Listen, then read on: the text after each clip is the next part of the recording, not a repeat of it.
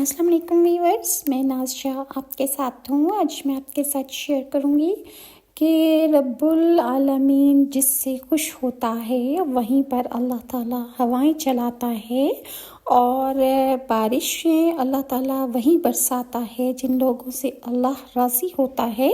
سورہ روم کی آیت نمبر 48 میں ارشاد ربانی ہے، اللہ وہ ہے جو ہوائیں بھیجتا ہے تو وہ بادل کو ابھارتی ہیں، پھر وہ اسے آسمان میں پھیلا دیتا ہے جیسے چاہتا ہے، اور وہ اسے ٹکڑے ٹکڑے کر دیتا ہے، بس تو بارش کو دیکھتا ہے۔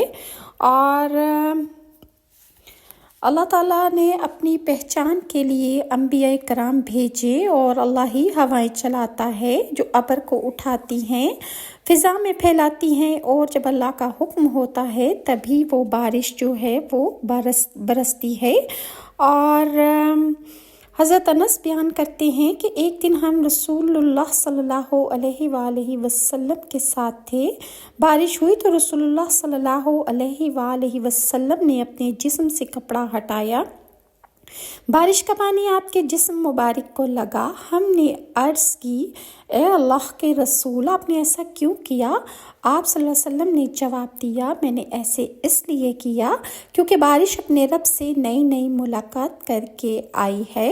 حضرت عمر بن شعیب بیان کرتے ہیں کہ بلا شبہ رسول اللہ صلی اللہ علیہ وسلم جب بارش کے لیے دعا فرماتے تو آپ فرماتے کہ اے اللہ، ہمیں اپنے بندوں اور جانوروں کو بارش کے ذریعے پانی پلا، اور اپنی رحمت کو پھیلاتے ہوئے مردہ زمین کو تو زندہ کر دے۔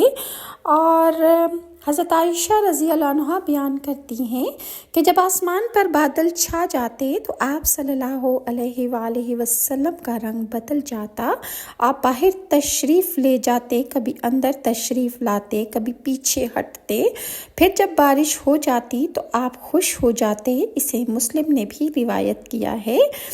اور بعض حدیث میں ہے کہ آپ اللہ سے دعا مانگتے کہ اے اللہ، یہ بارش سب کے لیے فائدہ مند ہو، اس بارش کو رحمت کی بارش بنا دے، عذاب اور نقمت کی بارش نہ ہو، اور نہ ہی اس سے تباہی اور بربادی پھیلانے والی یہ بارش ہو۔ حضرت انس بن مالک رضی اللہ عنہ سے روایت ہے کہ رسول اللہ صلی اللہ علیہ وسلم کے زمانے میں قحط پڑا۔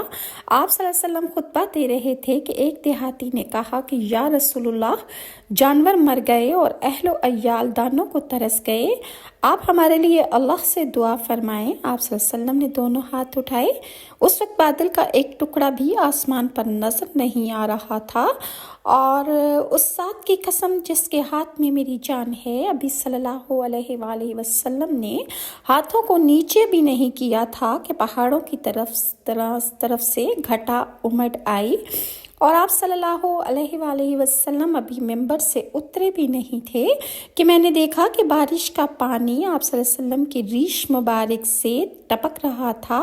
اس دن، اس کے بعد اور متواتر اگلے جمعے تک بارش ہوتی رہی، اور دوسرے جمعے کو دوبارہ وہ دیہاتی آیا اور پھر کھڑا ہو گیا، اور کوئی دوسرا شخص کھڑا ہوا، اور انہوں نے عرض کی کہ یا رسول اللہ، عمارتیں منہدم ہو گئیں اور جانور ڈوب گئے ہیں، آپ ہمارے لیے اللہ سے دعا کیجیے۔ آپ صلی اللہ علیہ وسلم نے دونوں ہاتھ اٹھائے اور دعا کی کہ یا اللہ، اب دوسری طرف بارش برسا اور ہم سے بارش کو روک دے۔ آپ ہاتھ سے بادل کے لیے جس طرف بھی اشارہ کرتے ادھر سے مطلع صاف ہو جاتا، اور سارا مدینہ تالاب کی طرح بن گیا، اور کنات کا نالا مہینہ بھر بہتا رہا، اور ارد گرد سے آنے والے بھی اپنے یہاں بھرپور بارش کی خبریں دیتے رہے۔ جب انسان اللہ سے دل سے دعا مانگتا ہے پورے ایمان اور یقین کے ساتھ تو اللہ تعالیٰ ضرور وہ دعائیں سنتا ہے۔ اور بارش کی دعا کے لیے بنی اسرائیل کا میں ایک واقعہ آپ کے ساتھ شیئر کرتی ہوں کہ بنی اسرائیل کے زمانے میں ایک مرتبہ قحط پڑ گیا، مدتوں سے بارش نہیں ہو رہی تھی۔ لوگ حضرت موسیٰ علیہ السلام کے پاس گئے اور عرض کیا کہ یا کلیم اللہ رب العزت سے دعا فرمائیں کہ بارش نازل فرمائے۔ چنانچہ حضرت موسیٰ علیہ السلام نے اپنی قوم کو ہمراہ لیا اور بستی سے باہر دعا کے لیے آ گئے۔ یہ لوگ 70,000 یا اس سے بھی کچھ زیادہ تھے۔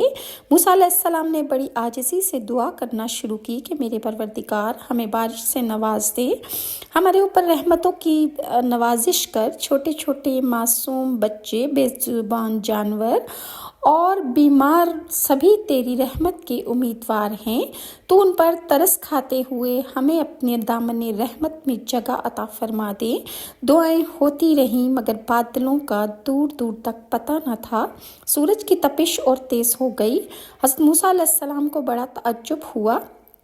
اللہ تعالیٰ سے دعا کے قبول نہ ہونے کی وجہ پوچھی تو وحی الہی نازل ہوئی کہ تمہارے درمیان ایک ایسا شخص ہے جو گزشتہ 40 سالوں سے مسلسل میری نافرمانی کر رہا ہے اور وہ گناہوں پر مصر ہے۔ اے موسیٰ، آپ لوگوں میں اعلان کر دیں کہ وہ شخص یہاں سے نکل جائے، کیونکہ اس آدمی کی وجہ سے بارش رکی ہوئی ہے اور جب تک وہ باہر گروہ میں سے نہیں نکلے گا بارش نہیں برسے گی۔ حضرت موسیٰ علیہ السلام نے عرض کیا، یا رب العزت، میں کمزور سا بندہ، میری آواز بھی ضعیف ہے، یہ لوگ 70,000 یا اس سے بھی زیادہ ہیں، میں ان تک اپنی آواز کیسے پہنچاؤں گا؟ جواب ملا، اللہ تعالیٰ نے فرمایا کہ تیرا کام آواز دینا ہے، پہنچانا ہمارا کام ہے۔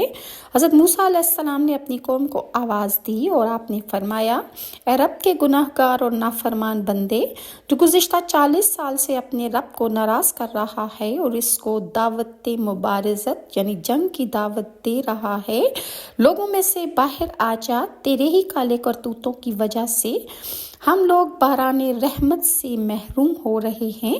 اس گناہ گار بندے نے اپنے دائیں بائیں دیکھا، کوئی بھی اپنی جگہ سے نہ ہلا۔ وہ سمجھ گیا کہ وہی مطلوب ہے اور وہی گناہ گار ہے کہ جس کی وجہ سے بارش نہیں ہو رہی۔ اس نے سوچا کہ اگر میں تمام لوگوں کے سامنے باہر نکلا تو بے حد شرمندگی ہوگی اور میری جگ ہنسائی ہوگی، اور اگر میں باہر نہ نکلا تو محض میری وجہ سے تمام لوگ بارش سے محروم رہیں گے۔ اب اس نے اپنا چہرہ اپنی چادر میں چھپا لیا، اپنے گزشتہ افعال اور اپنے اعمال پر شرمندہ ہوا، اور اس نے اللہ رب العزت کے ہاں دعا کی کہ اے میرے رب، تو کتنا کریم ہے اور بردبار ہے کہ میں 40 سال تک تیری نافرمانی کرتا رہا اور تو مجھے 40 سال تک مہلت دیتا رہا، اور اب تو میں یہاں تیرا فرما بردار بن کر آیا ہوں، تو میری توبہ قبول فرما لے اور مجھے معاف فرما کر آج ذلت و رسوائی سے بچا لے، کہ اگر میں یہاں سے باہر نکلا تو سب کو پتہ چل جائے گا کہ وہ گنہگار بندہ تو ہے، میں ہوں، اور آج تک تو نے میری عزت بچائے رکھی ہے، آج بھی میری دعا قبول کر لے۔ ابھی اس شخص کی بات پوری نہیں ہوئی تھی کہ آسمان بادلوں سے بھر گیا اور موسلادھار بارش شروع ہو گئی۔ اب حضرت موسیٰ علیہ السلام نے دوبارہ اللہ تعالیٰ سے عرض کیا کہ یا الہی، آپ نے بارش کیسے برسانا شروع کر دی؟ وہ نافرمان بندہ تو مجمع سے باہر ہی نہیں نکلا۔ اللہ تعالیٰ نے فرمایا، اے موسیٰ، جس کی بدولت میں نے بارش روک رکھی تھی اسی کی بدولت اب بارش برسا رہا ہوں، اس لیے کہ اس نے توبہ کر لی ہے۔ موسیٰ علیہ السلام نے عرض کیا کہ یا الہی، اس آدمی سے مجھے بھی ملا دے تاکہ میں اس کو دیکھ لوں۔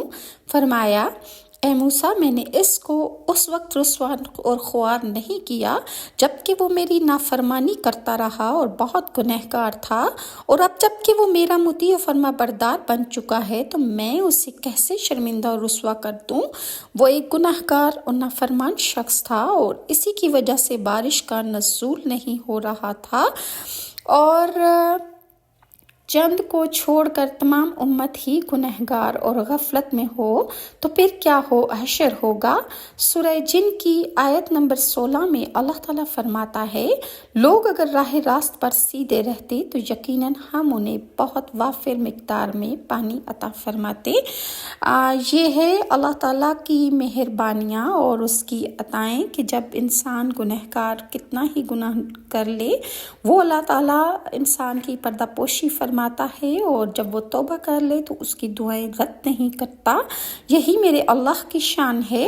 مزید میں آپ کے ساتھ نیکسٹ ویڈیو میں شیئر کروں گی کہ حضرت ہود علیہ السلام کی قوم نے جب بے انتہا نافرمانی کی اور ان پر ابر کا عذاب آیا اور کہ انہوں نے جا کے خانہ کعبہ میں دعا کی کہ یا الہی ہم پر بارش برسا دے، اور وہ سمجھے کہ یہ بارش ان کے لیے فائدہ مند ہوگی، لیکن حقیقت میں وہ ان کے لیے عذاب تھا۔ اور یہ ساری ڈیٹیلز انشاءاللہ میں آپ کے ساتھ نیکسٹ ویڈیو میں شیئر کروں گی۔ رمضان کا پاک مہینہ اللہ تعالیٰ ہمیں نواز رہا ہے۔